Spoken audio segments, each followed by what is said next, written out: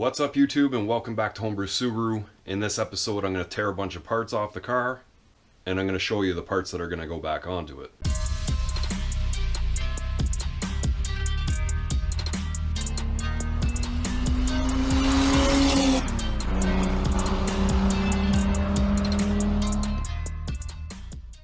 So what's up everyone? I finally have the car to the point where I'm ready to start doing suspension and brakes. The car has been jacked up in the front pretty much the whole time it's been back in here, and I'm ready to go to the rear and jack it up. But I did, prior to starting this video, pull off the U-frame from the front, and it's really not in bad shape. I mean, it's just a bunch of surface stuff. This back end got crushed in a little bit somehow. There's some scraping down at the bottom, but overall it's in really good shape. The thing is, after I saw it off of the car and just looking at the underside of the car, I was like, that looks so much more like a GC or a GF body style now without having that U-frame on it. And I just, I see other people taking them off and leaving them off. So I think that's what I'm gonna do, actually. Not intentionally for any reason other than just to kind of feel if the car is any different. If it does actually feel a lot different, then I will likely clean this guy up and put him back on. So I'm actually going to try and keep the blabbing to a minimal, jump right into the work. I'm just going to go ahead and yank off all the parts. I'm not really going to show a whole lot. I was thinking of doing like a montage or something, but like, what's the point of it? If I run into any surprises, then I'll whip out the camera and show you what I found. Otherwise, you're just going to get a quick glance of stuff before it comes off. And then we're going to go over all of the parts that are going to go onto it. So I'm ready to start on here on the left front wheel. You can see I've already taken care of a little bit of rust that was up in there. And the rest of the wheel well is actually really clean. I do have the inner fender lining to put in there. Guys, I beg you, stop putting coilovers on your daily drivers. It's a waste of money. This is what happens after like 2-3 years. But everything looks really clean actually, and should just come apart quite easily. So I've got to get the strut. The whole steering knuckle's going to come off. The sway bar has to be all disconnected, and the lower control arm's also coming off. Okay, so it's been about an hour and a half, and I have all the parts stripped off the car. They're down here in a pile in front of me. The brakes, control arms, coilovers. There's a reason why this CV axle was left on here. For one, it's got a torn open boot and it is being replaced. But the other thing is the end of the shaft is actually seized in the hub, and kind of like the RS, when I was taking apart the RS, I just gonna have to start hitting away on the end of the shaft, and I really don't have the room to swing, as you can see. But realistically, the only other thing that gave me a problem was this bolt here sitting on this control arm. Someone had already kind of rounded it off for me. I have a feeling maybe these were replaced under the recall. So I've been moving pretty quickly and I'm ready to push onto the rear, but I'm gonna take a quick break and cool off, have a bite to eat, and then I'll come back out and get started on it again. Okay, I thought I'd give you guys a look before I get started in here. The brakes are actually in not too bad a condition. The pad linings are a little bit low, the rotors are a little bit rusty, but certainly could have been reused. But going to be upgrading all this, so it's got to go. Obviously, this coilover is long leaked out. I mean, it's collected so much dust on the oil that leaked that it's dry. Same sort of thing over on this side with the brakes and the coilover. I mean, this one looked like it. Yeah, it's in really serious bad shape. And the hoses, well, they were just kind of left here dangling around. And that one's been rubbing on the body a little bit. Never too safe to do. These rear sway bracket, the bushing brackets where they bolt to this other bracket that is actually, you can bolt this to the car. I had upgraded brackets on the RS that I did not take off, so these ones look really clean. I'd probably take them down and maybe clean them up a little bit and then put some stainless hardware in everywhere just to make sure that it can come apart in the future. So I have the rears apart to this point. I'm going to leave the parking brake shoes on for now. They are going to get serviced. And I'm starting to think I might take these rear knuckles off. I just had a look back here, and those rear bolts look so clean that I just, and everything's moving really nice, that I just assume they're just going to come out. And I actually have turn-in Concepts end-link bushings in my toolbox, so I'm kind of considering using those. Everything else came apart pretty easy, except for one thing on the other side, which was one of the nuts holding the top of the coilover on. Someone, whoever put them in, had actually stripped the nut, tightening it. And like one of the front coilovers actually had the whole stud broken off. Obviously, whoever put them in had no idea how to tighten things.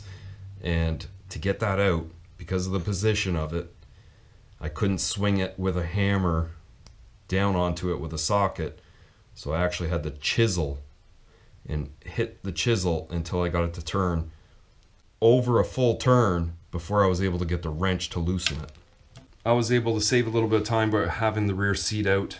The sedans, you have to remove it in order to get these top hats on coilovers or struts. The rear sway bar is obviously rusty, and I'm probably going to end up cleaning up the whole thing and repainting it. But I think I've had enough for tonight. I'll just come back to it tomorrow and continue on pulling some more of this stuff off the rear and then clean up so we can get ready for some new parts. So before I went inside, I unbolted the axle nut, sprayed a little penetrating fluid down on the splines. It was actually moving on both sides, so that was a good sign that everything was going to come apart. The main reason, I think, is because someone really did me a solid, and they put some like copper slip, like an anti-seize on the long bolts. So it's been apart on both sides before, and it was rather easy coming apart, to be honest. And the same thing is all done on the other side here, except I did end up taking the cover for the fuel filler pipe off, and as you can see down along where these brackets are and up near the top, it's definitely taken some corrosion damage, and it's fortunate that I have a brand new one to put in. And now that I'm at this point, I can start clearing all of the used parts that I have torn off, kind of push them over to the side of the garage, clear up some of this mess that I've made so that I can bring out the new parts, and we're going to go over everything that I've purchased to put on the car.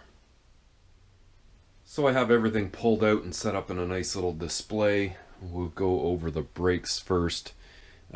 Unfortunately, I wasn't able to actually match up my brand of rotors or pads just due to availability, but I did go with some treated and coated rotors, both front and rear.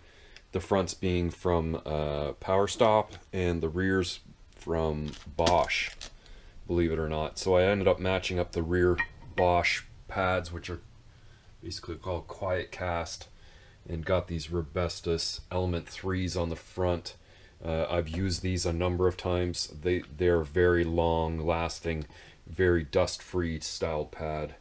Now, in order to achieve a front brake upgrade, I'm stepping up to the 0607 4-piston caliper, which actually maintains the same size rotor as the earlier cars. But even though these 0607 cars used a different lug pattern, I can use the old style rotor and the caliper will work just fine. In the rear, basically the 0607 dual piston caliper, which does use a slightly little bit bigger rotor, but maintains the same parking brake shoe size from what I could tell. In order to get these to bolt onto an earlier car, you actually need these adapter brackets, which kind of just bolt onto the caliper, something like that, and then that gets bolted to the knuckle. Stainless lines from Stock Tech, front and rear. These were a little bit more expensive than the ones that I usually buy, but they are a complete stainless kit, so all of the fittings hold up with a lot more better corrosion, and they're fully complete with clips and little retainers that you need to attach them properly. Now as for suspension, I'm upgrading the front control arms to the aluminum OEM style replacements. The steel ones are known to corrode and rot out and even break or bend or break because of just the corrosion. Subaru actually had a recall on them, but I've just decided, well, I'll just replace them with the aluminum ones. They'll be good forever. They come with cheap ball joints, but I'll end up using those. And it's a nice steel insert that goes in there to protect the actual arm. And I'm kind of, I really like these. I've been wanting to use them for quite some time. Now as for the sway bars in the front, I'm using these upgraded Mevotech replacement end links. They've got the holes for the grease nipples to put in so that you can actually maintain them. And some energy suspension front sway bushings. I want to firm things up a little bit, but also not smash around on coilovers, but we'll get to that in a second. For the rear, I have the energy suspension 20 mil bushings, but I kind of measured this sway bar and felt it might be the 19 mil. So I grabbed 19s just because they were cheap anyway, just to make sure I have them on hand. The end links that I had on the old car with the stainless hardware I purchased. These wheel spacers are actually adapters. So they go from 5x100 to 5x114.3 for the reason that I'm planning on using the roto wheels that I had on the Nissan on the WRX, and some aluminum hub centrics to use with those, and the best wheel nut that you can buy, especially living in Canada. I've gone through so many different sets of wheel nuts. Gorillas are the only ones that last and won't corrode on you. Now, I was talking about replacing those lateral link bushings because I had these turn-in concept replacement poly bushings to put in, but I just realized 2 of them are actually for the inner side and 2 of them are for the outer side. So I really only have enough for one side, and one of them looks like it was moving around in an arm, so I probably just decided to hold on to it if I needed it in an emergency. The bushings are good on the lateral arms, and I'm probably just going to leave them as is for now, having it so that, I have it all apart and re-lube up that long bolt so that I can do something like this in the future if I decide to. That's where I'll just kind of leave it for now. Now, as for struts, you can see I've basically bought the cheapest thing that was out there. I wanted assemblies, and the main reason for that is because I'm tearing coilovers out of this car. I don't have mounts, top hats, springs, any of the bushings or insulators, or the actual strut. So in order to get the car back onto struts, this was the cheapest option in order to get everything. Now in the future, if these things start to leak, or I want to use some slightly different spring for whatever different reason, I'll have all of the other components that I can just make up a new strut assembly with. And to be honest, I haven't really heard anything really bad about these things. I have actually got them for somebody else that I know in the past. They are Chinese made, like most of the parts in the world now. But I'm kind of expecting them to be satisfactory, at least for my initial purposes of just driving the car. Well, I've managed to actually get done as much as I wanted to this week, tearing off all the parts, all the old stuff, and even getting a little further by getting those long bolts out of the rear. I didn't manage to take off the brackets for the rear sway bar, but I'll probably do that this week because I do want to clean up all those parts and paint them.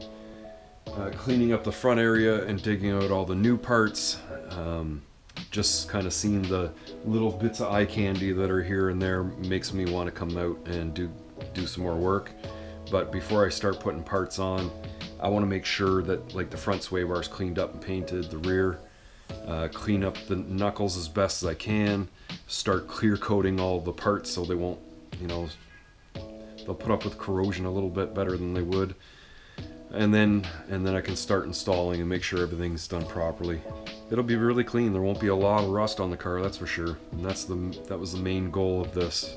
Taking all the parts all the goodies that I have, slamming them onto one chassis, and making it as clean as I can. So if you like this video, definitely give it a thumbs up. And if you're new here and you haven't already, please consider hitting that subscribe button for me.